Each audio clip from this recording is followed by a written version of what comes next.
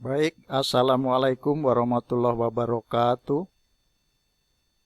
Mahasiswa sekalian, kita bertemu kembali pada kali ini pada mata kuliah penilaian status gizi. Hari ini kita akan bicara atau melakukan pembelajaran pertemuan ketiga dan keempat. Kenapa ketiga dan keempat kita gabungkan jadi satu? Karena nanti mahasiswa sekalian di pertemuan keempat,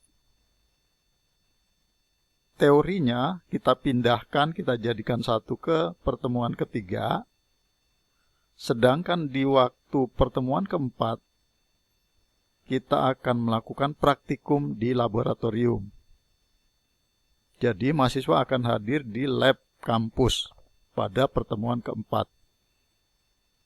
Karena itu pada hari ini kita akan belajar teori pertemuan ketiga dan keempat. Baik, materinya apa saja untuk pertemuan ketiga dan keempat ini adalah tentang metode penilaian status gizi antropometri. Itu yang akan kita bicarakan pada pertemuan ketiga dan keempat. Sub capaian pembelajaran mata kuliah ada dua, yaitu pertemuan ketiga dan pertemuan keempatnya. Mahasiswa mampu menjelaskan parameter PSG, metode antropometri. Jadi harapannya nanti setelah selesai mengikuti mata kuliah ini, mahasiswa dapat menjelaskan tentang apa itu parameter PSG. Dalam hal ini pada metode antropometri. Kemudian yang kedua, mahasiswa mampu mendemonstrasikan penggunaan alat-alat PSG. Kalau pada pertemuan sebelumnya, Anda sekalian hanya melakukan pengenalan alat penilaian status gizi, untuk praktikum yang akan datang, Anda diharapkan mampu mendemonstrasikan penggunaan alat itu. Kemudian sub bahan kajiannya ada 4. Yang pertama nanti pengertian antropometri. Yang kedua keunggulan dan kelemahan metode antropometri. Yang ketiga ukuran dan parameter antropometri. Yang keempat presisi dan akurasi pengukuran antropometri. 4 sub pokok bahasan atau sub bahan kajian ini akan kita pecah menjadi 2 video pembelajaran. Baik, kita akan mulai ke yang pertama. Namun sebelum itu, Bapak ingin ingatkan kembali bahwa metode penilaian status gizi seperti yang sudah kita pelajari pada pertemuan pertama dibagi menjadi 2 cara, yaitu penilaian gizi secara langsung dan penilaian gizi secara tidak langsung. PSG secara langsung, metodenya yang akan kita pelajari nanti ada 4. Sedangkan metode penilaian status gizi tidak langsung ada 3 yang akan kita pelajari dalam mata kuliah penilaian status gizi. Ketujuh sub pokok bahasan ini akan dibahas satu persatu pada setiap kali pertemuan. Nah, pada pertemuan ketiga dan keempat, kita akan membahas tentang penilaian status gizi antropometri. Artinya, kita akan mulai belajar bagaimana melakukan penilaian status gizi secara langsung dengan metode antropometri. Baik, kita lanjutkan. Artinya kita akan fokus ke bagaimana melakukan penilaian gizi dengan cara atau metode antropometri. Yang pertama akan kita bahas adalah pengertian. Apa itu antropometri? Dalam bahasa Yunani, kata ini terdiri dari dua kata, yaitu antropos, yang artinya dalam bahasa Indonesia kira-kira manusia, dan metrik, berarti ukuran. Jadi kalau kedua kata ini dijadikan satu, maka antropometri adalah ukuran tubuh manusia. Kalau didefinisikan, ini ada salah satu definisi yang Bapak kutipkan. Antropometri adalah studi yang mempelajari tentang ukuran tubuh manusia.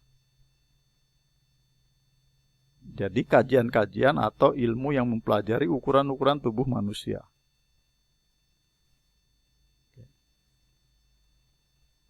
Ukuran tubuh manusia akan berubah seiring dengan bertambahnya umur. Jadi Anda bisa lihat pada kenyataan sehari-hari bahwa adik kecil yang berumur 1 tahun, setelah 5 tahun dia berubah ukuran tubuhnya. Setelah nanti dia masuk sekolah remaja, tambah ukuran tubuhnya berubah lagi. Kalau ukuran tubuh itu diukur, maka Anda sudah melakukan pengukuran antropometri. Ya, berarti ukuran tubuh manusia akan berubah seiring itu bisa diukur. Ukuran fisik yang berubah, misalnya yang berkaitan dengan penilaian status gizi adalah bertambahnya ukuran berat dan ukuran tinggi badan. Ukuran berat dan ukuran tinggi badan. Nah, karena berubahnya ukuran itu seiring dengan waktu, maka perubahan atau pertambahan ukuran tubuh itu dapat menjadi acuan dalam menentukan status gizi.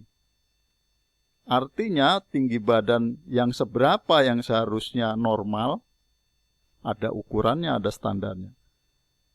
Berat badan seberapa yang harusnya dicapai oleh seseorang pada umur tertentu juga ada standarnya. Karena itu perubahan ukuran per usia itu dapat menjadi acuan dalam penentuan status gizi. Itulah sebabnya maka kita pelajari antropometri. Antropometri seperti yang didefinisikan tadi adalah studi tentang ukuran tubuh manusia. Tidak hanya profesi gizi yang mempelajari antropometri, tapi profesi lain juga mempelajari, tapi sesuai dengan kebutuhan masing-masing. Kalau antropometri gizi berarti ukuran-ukuran yang kita ukur adalah ukuran-ukuran yang berkaitan erat dengan ini, berkaitan erat dengan penentuan status gizi. Yang Anda sering ketahui, misalnya tukang jahit juga melakukan ukuran-ukuran antropometri orang yang ingin membuat baju, kemeja, atau celana panjang. Dia mengukur lebar bahu, mengukur panjang tangan, mengukur panjang kaki, dan lain-lain. Tetapi itu bukan untuk menentukan status gizi.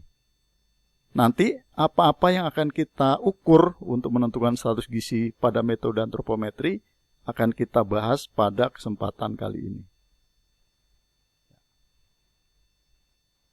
Keunggulan antropometri. Yang pertama, prosedurnya sederhana, aman, dan dapat dilakukan dalam jumlah sampel yang besar. Artinya dia cuma melakukan pengukuran, tidak invasif, artinya tidak melakukan sesuatu tindakan kepada seseorang yang kita lakukan pengukuran. Relatif tidak membutuhkan tenaga ahli. Alatnya murah, mudah dibawa, tahan lama, dan dapat dipesan dibuat secara setempat, tepat dan akurat karena dapat dibakukan. Ini yang penting. Jadi ada bakunya, ada standarnya. Kemudian dapat menggambarkan riwayat gizi masa lampau. Ukuran-ukuran antropometri itu bisa menentukan ini, status gizi normal, kurang, dan buruk, karena ada ambang batas yang jelas. Kemudian dapat mengevaluasi perubahan status gizi pada periode tertentu. Kalau antropometri itu dilakukan berulang-ulang setiap periode tertentu, maka dapat diketahui perubahannya, apakah membaik, tetap, atau meningkat. Kemudian dapat digunakan untuk screening kelompok rawan gizi. dapat digunakan untuk memilah mana individu-individu dari sebuah kelompok yang beresiko untuk rawan gizi. Misalnya tadi kalau ditimbangin semua yang kira-kira timbangannya kurang, oh ini bakalan kemungkinan beresiko untuk menjadi gizi kurang atau gizi buruk. Itu namanya screening. Nanti akan kita pelajari lebih lanjut juga apa itu screening gizi. Kemudian kelemahannya tentu saja ada. Tidak sensitif, tidak dapat mendeteksi perubahan status gizi dalam waktu singkat. Artinya kalau Anda kekurangan gizi dalam waktu 2-3 hari tidak dapat terdeteksi oleh ini. Karena tinggi badan masih tetap segitu, berat badan masih tetap segitu. Tidak sensitif. Yang kedua dipengaruhi oleh faktor luar. Misalnya ada penyakit, ada genetik, ada lingkungan, itu berpengaruh terhadap ukuran-ukuran atau status gizi seseorang. Tidak hanya ukuran-ukuran parameter antropometri. Kemudian kadang-kadang ada kesalahan. Ya, kesalahan dalam melakukan pengukuran. Biasanya orang-orang yang belum terlatih, alatnya yang tidak baik, atau subjek yang diukur tidak mengikuti prosedur-prosedur yang benar. Misalnya, waktu ditimbang masih pakai sepatu atau alas kaki dan seterusnya. Itu kelemahannya. Baik, sekarang kita lanjutkan ke bagian yang penting. Selanjutnya adalah parameter atau ukuran. Antropometri tadi yang Bapak bilang, yang berkaitan dengan gizi, yang akan kita pelajari pada kali ini adalah ini. Oke. Parameter lain ada. Tetapi dalam silabus atau dalam kurikulum kita tidak diwajibkan untuk dipelajari. Kalau Anda mau pelajari tentunya sudah ada di referensinya. Tapi yang akan Bapak jelaskan paling tidak ini. Ya, ada 9 parameter. Yang pertama adalah berat badan. Kedua tinggi badan. Panjang badan, lingkar perut, lingkar pinggul, lingkar lengan atas, tinggi lutut, tinggi duduk, dan panjang depan. Ya, ini adalah parameter yang akan kita, atau ukuran-ukuran antropometri yang akan kita pelajari, dan Anda sekalian sebagai calon ahli gizi harus mampu melakukan pengukuran ini, karena pengukuran ini dasar hasilnya nanti akan dipakai untuk menilai status gizi individu atau klien saudara. Ya, jadi nanti akan kita pelajari satu persatu. Oke. Saya rasa itu dulu. Nanti pada sesi yang selanjutnya kita akan bahas parameter itu satu persatu dengan lebih mendalam. Baik, terima kasih atas perhatiannya. Wassalamualaikum warahmatullahi wabarakatuh.